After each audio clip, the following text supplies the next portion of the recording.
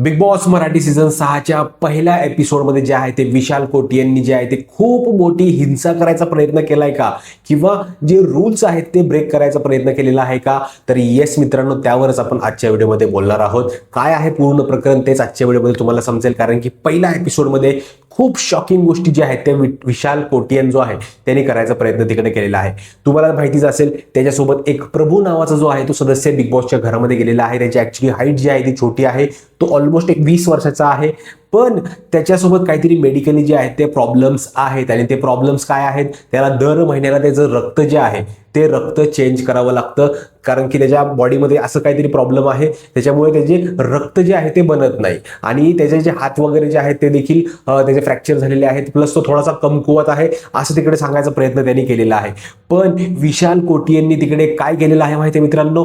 Directly त्याच्या मानेला धरून, मित्रांनो खरं सांगतोय, मानेला धरून त्याला डायरेक्टली असं उचललेलं आहे. आणि त्या टायमाला बिग बॉसनी जे आहे ना तिकडे खाली स्पष्ट लिहिलेलं होतं की आम्ही हिंसेला किंवा अशा गोष्टीला प्राधान्य देत नाहीत. तर माझं स्पष्ट तुम्हाला सांगणं आहे बिग बॉसच्या मेकर्सला की विशाल कोटियनवर काही ना काहीतरी ऍक्शन जी आहे ती झाली पाहिजे, कारण की त्याला इथे धरून उचलण्याचा प्रयत्न केला, मानेला धरून उचलायचा प्रयत्न केला. आता त्याच वेळेस समजा त्याचा हातपाय किंवा मान मोडली असती, हात मोडला असता, तर कोणी त्याची जबाबदारी घेतली असती? एकतर तो अगोदरच मेडिकली अनफिट आहे थोडासा, आणि त्यामध्ये जर एखादा कंटेस्टंट असं करायचा प्रयत्न करत असेल तर ते शाप चुकीचं आहे. ह्याच्यावर संपूर्ण मी बहिष्कार जो आहे तो टाकतोय, कारण की तिथे तुम्ही खाली टाकताय हिंसेवर वगैरे जे आहे ते आम्ही काही प्राधान्य देत नाही, आणि तुम्ही त्याला तशी गोष्ट करू देता.